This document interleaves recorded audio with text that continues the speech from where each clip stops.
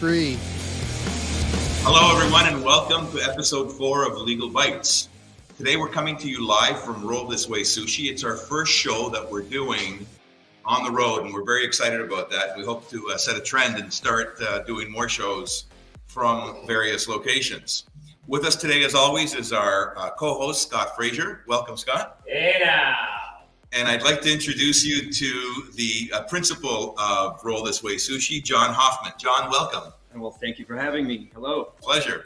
We love the background. Those are bags of sake, correct? Those are sake barrels. Yes, correct. Amazing. They are not real sake barrels. They are literally just for show, but they look pretty cool either way. Yeah, they look great. And Scott's disappointed because he was hoping to drink one during the show. I was going to take the small one. If there's any consolation, I was going to plenty of go other for the small one. So, John, tell us a little bit about your background. What got you started in food and beverage?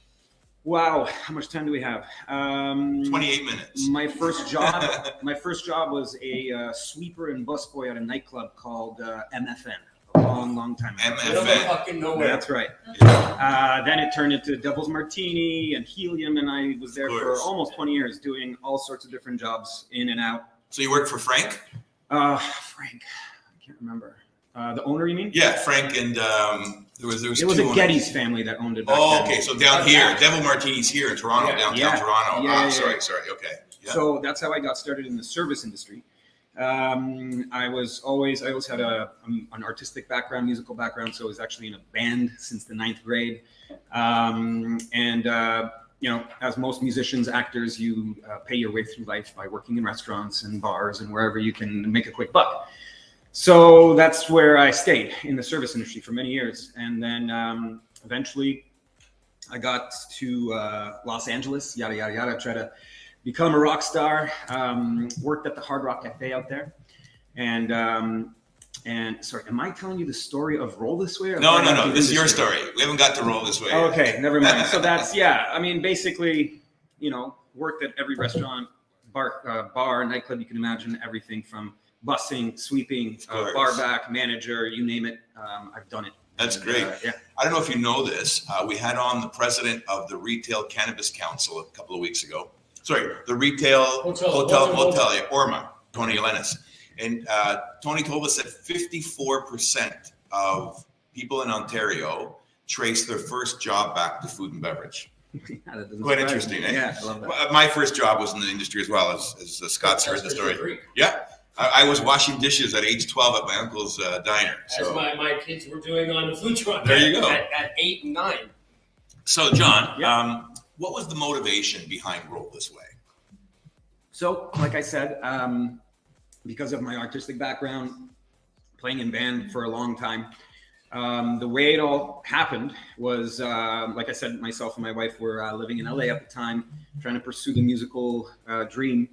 And I was working at the Hard Rock Cafe at the time, and one night, myself, my wife, a small group of friends decided to have a little get-together at the house, and we wanted to make something to eat, but we didn't know what to make. Luckily, my buddy JD knew how to make sushi, so he suggested that we make some sushi. We had no idea how to make sushi, but thought it'd be fun to learn. So he literally brought over a rolling mat. We went out to the local market and got some fish, some veggies, and we made sushi. But we ended up having way more fun than we thought we would. Now, we drank a lot of sake that night. I was going to say, was it because of the a lot of sake. If they come in barrels that size. Yeah, exactly. A lot of sake was flowing that night. So not only was it a lot more fun than we thought it was going to be, but it was actually a lot easier than we thought, which again, the sake helped out, right? So at the end of the night, everybody's feeling nice and we're filled with confidence, right? So I think this would be a good business idea.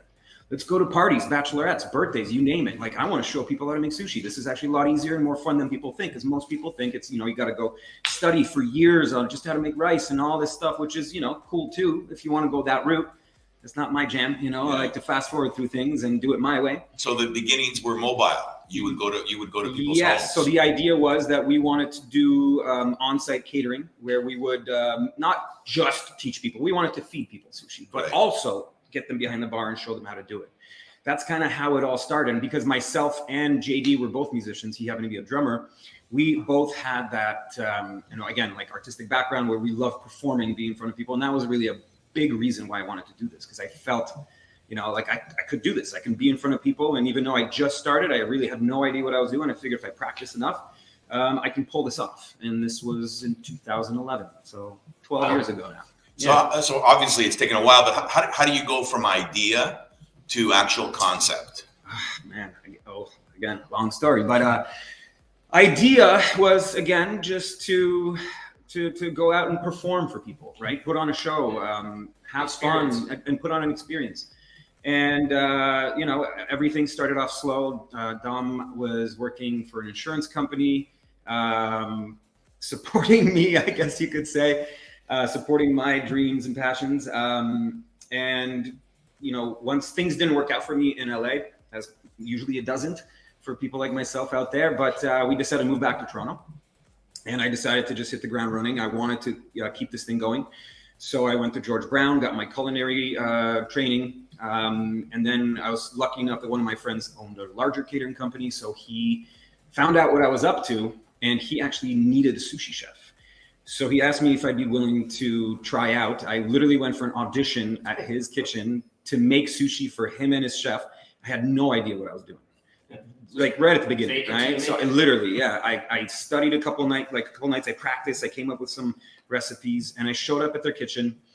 Apparently, I blew them away, and they were like, "This is great. I want to give you a chance, but you gotta be quicker. Like you're super slow. We're gonna be serving hundreds of people at night." My first job was serving the VIP experience at Cirque du Soleil when they do the touring thing, Right.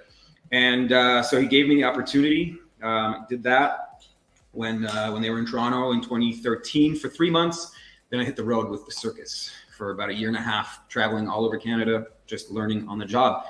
As soon as that was over, I said, okay, now it's time to do it on my own. So again, yada, yada, yada, a lot has happened, but we've ran a couple of our own restaurants over the years. Dom eventually got to the point we got so busy where she quit her corporate job, and now she's been with me full time for 2 years. Yeah. So is Dom your partner? Dom is my wife. Well, why don't we bring her on? Dom, come back here. Where are you? Let's introduce you. She's a big part. And right in the middle. And Dom was right a big. Middle, oh, you okay? Go in the middle, Dom. Yeah. Go here because then you can pick up one of them. Go with the boys. All right. So Dom, welcome to the show, Dominique. So you were a big part of sort of bringing us all together at the time. You came from the food and beverage industry as well, correct? I did, yeah. I definitely had my fair share of industry jobs. Starting out just kind of waitressing, a restaurant in Bolton. Actually, no, Kelsey's. I think Kelsey's was my first job, which, oh man, that was quite the place in Brampton. But and actually, I ended up moving into the corporate world. So I was an insurance underwriter off and on for about 20 years. Which was a very different landscape than food and beverage. But I did actually learn a lot, just learning a lot about underwriting different industries, which actually would certainly help out eventually in terms of what we would need for this business and growing it. I did end up, when we left Los Angeles together, I ended up moving into the events world as well. So I actually ended up, this is actually where I first met Adam. I opened up SDK up in Yorkville. I was the events manager there. Good memories. Yeah, right? Bank account didn't like it. Yeah, no kidding. So so that was kind of like my entree into the events world. I actually worked for the same company that John did touring with at Cirque du Soleil. I was their general manager for a couple of years, and then hopped around. I actually did a brief stint in cannabis as well as a project manager, and then eventually, once things kind of blew up, interestingly enough, during the pandemic, I ended up moving forward and just kind of taking this thing by the horns. I remember when you guys came in. How long ago was that? 4 years ago? First time we met was in 2017, end of 2017. We were trying to acquire Grand Electric in Port Carling. Right. They were going to help us out with that. Yeah. So we go back a ways. Clearly, if you're going to get started in this industry, you need good help. You need good accountants, good lawyers, and all that stuff. So clearly, you've got half of that equation. The lawyer thing's just a little dicey. In terms of getting Roll This Way off, like, so you got the idea. What happens next? Like, a lot of our viewers are just starting out in the industry, and they have a great idea, or they think they have a great idea, and they'd like to take it from concept to actual execution. So what's the process? Do you look for financing? Do you look for, like, what's the first thing you do? And take us through that. Okay, so I won't go as far back as to where we started because literally that was just me. I built a little station, my little mobile sushi bar, and then I would pack it in the back of my Jeep and drive around to people's homes. Right. Anybody can do that. Yeah. How we found ourselves here in this location, it took a lot more than that, obviously, right? So when we wanted to move into a much bigger space like this, we needed some capital, of course. So the first thing we thought of is what's out there in terms of grants, loans. We looked into the BDC.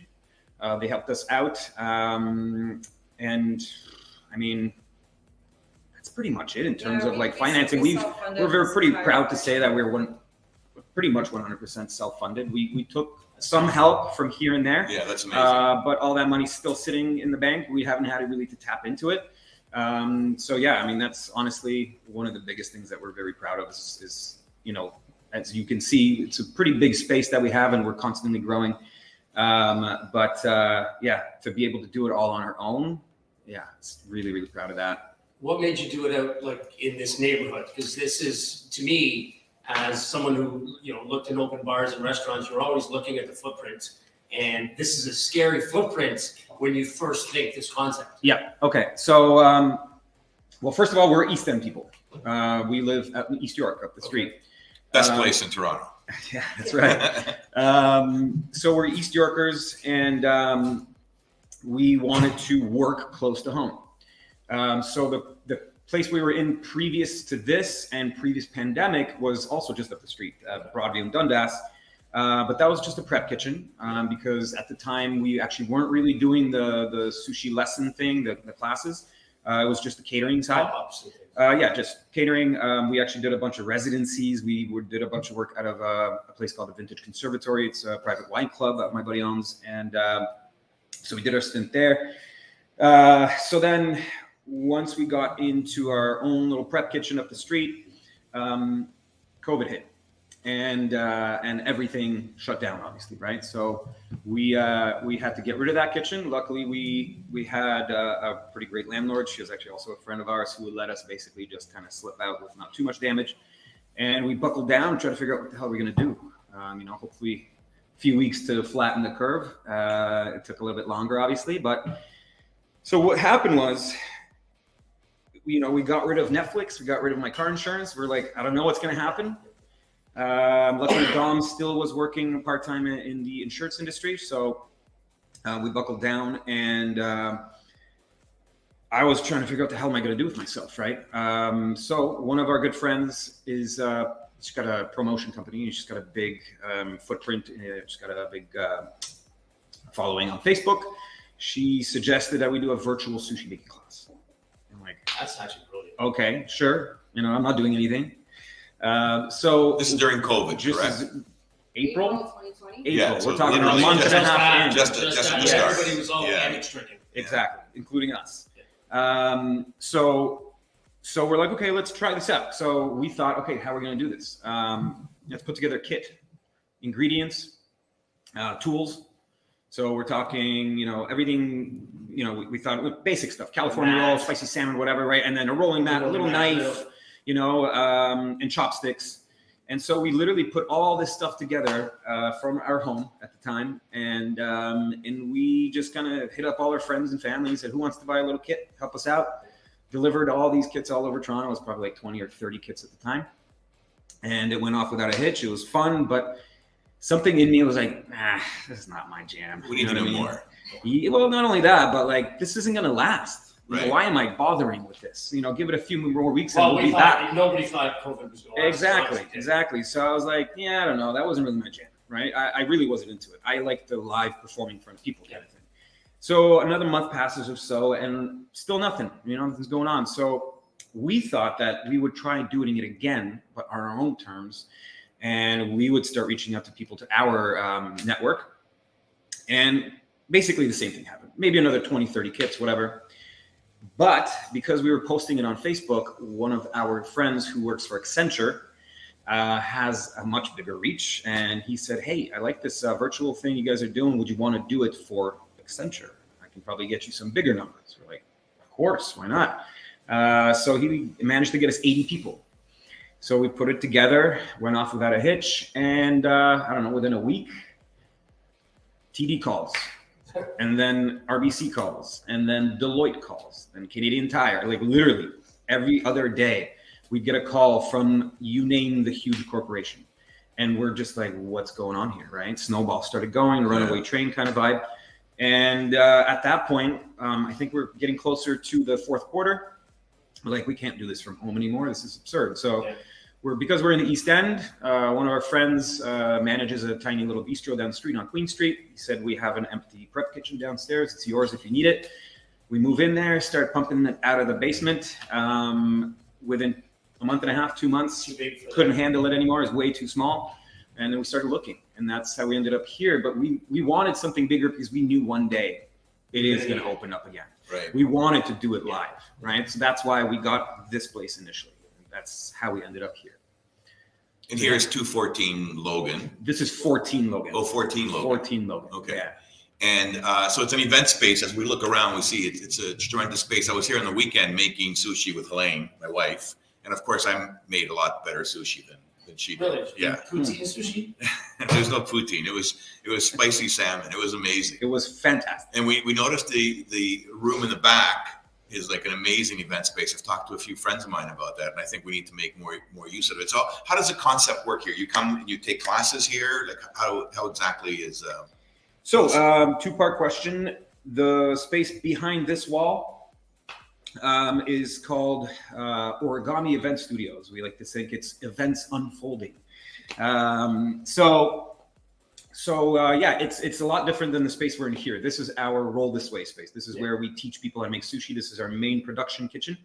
Back there, so the reason we got it, a couple reasons. Number one, again, we started bursting at the seams in here. Literally, people wanted more room, bigger classes. We ran out of storage. And that place went up for lease. It was actually on the market for over a year. But we were always nervous and scared of taking on too much until landlord said, it's about to go. Someone wants it.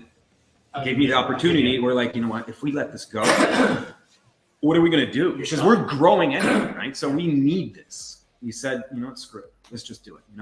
We'll figure it out. So we took it. And thank God we did, because now overflow from sushi classes in here, anything that you could think of. We want to use it as a photography studio, yoga, like you name it. It's a blank slate back there. What's your capacity back there? We're 60 back there. Officially today. Actually, officially today. Yeah. What was it unofficially? Unofficially, well, 400, so 500? No. You're one of Adam's normal clients? it was an Yeah, office building before. permit. It was an Okay. office before. Yeah. So, but anyway, so the idea, like I said, it was overflow for Roll This Way. And then, we want to do all kinds of events back there. We actually were already thinking about expanding into the third unit, which is on that side. Okay. Yeah. It's amazing. So you open up during COVID. Yep. And during that time, so it's tough, obviously, to get people out with the harsh and restricted opening requirements, guidelines that the Ontario government has. It's a tough time for anybody in F&B. At the same time, though, you're located right at the foot of Logan, and I'm just trying to give our viewers an idea. So where Logan ends at Lakeshore, that's where you are. And at the time that you moved in here, the exit and the entrance to the Gardner Expressway is right here, correct? Yeah. It's a stone throws away. Literally right here. Yeah. So what happened? They tear it down, right? How has that been for business? Well, funny enough, I didn't even know. We moved in 2 months before that happened. Right. I got to work one morning and I hear machinery up the front door. And I'm like, what's going on out there? They're tearing it down. I'm like, what is happening here? Right. I literally had no idea. For anybody that lives east of Yonge Street, this is the biggest disaster that's ever happened to anybody living We in Toronto. noticed a 50% drop in our beaches location Yeah. the weekday, or the week that construction started. Yeah. And And at this the is same time, the streetcars were shut down for streetcar traffic at Coxwell or somewhere. It was just a total disaster. And then this is the problem that we're finding with Toronto is there's absolutely no consideration given for the people that actually live here.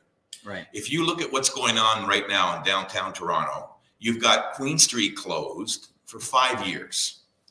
Adelaide is down to 1 lane between University and Church. King Street's closed because of the bike lanes. There's traffic on University. Yeah, you literally, it's a war on cars. Well, Eglinton will be closed for still another It's 5 still, years. yeah, it's still closed. It's at the point where it seems that politicians have lost complete touch with reality. There's no idea what's going on. You know, we have a mayoral race, and I want to bring that up in a second. And I've talked to a number of the candidates who are running for mayor, and they tell me that this is not happening as a coincidence. The politicians know what they're doing. They understand they're creating chaos, and it's all part of their war on cars. Because at the end of the day, it's all about the 15-minute cities and getting rid of cars from downtown completely. And of course, when you continue to bring 100,000 residents every year to Toronto, every year, 100,000 people, 50, 60, 80% of those people are going to get cars. So you keep bringing more people. There's 80,000 more cars every year. That eventually you've got a problem. Yeah. And the solution is not kill the cars, because no one's going to kill a car. People are going to want to, they're still going to want to drive. The solution is building roads, and yet we can't seem to get our government to do anything other than hire more people. So, you know, you're at the city, our taxes keep going up, and it's a scam that they're playing with the taxes too, because you know how they say, oh, we haven't raised taxes. It's complete bullshit, because taxes are based on a valuation. Mm-hmm. So when your city government says, oh, we didn't raise taxes this year, it's not exactly true, because if your property went from $1 million to $1.2 million in value, you're now taxed on $1.2 million. So your property tax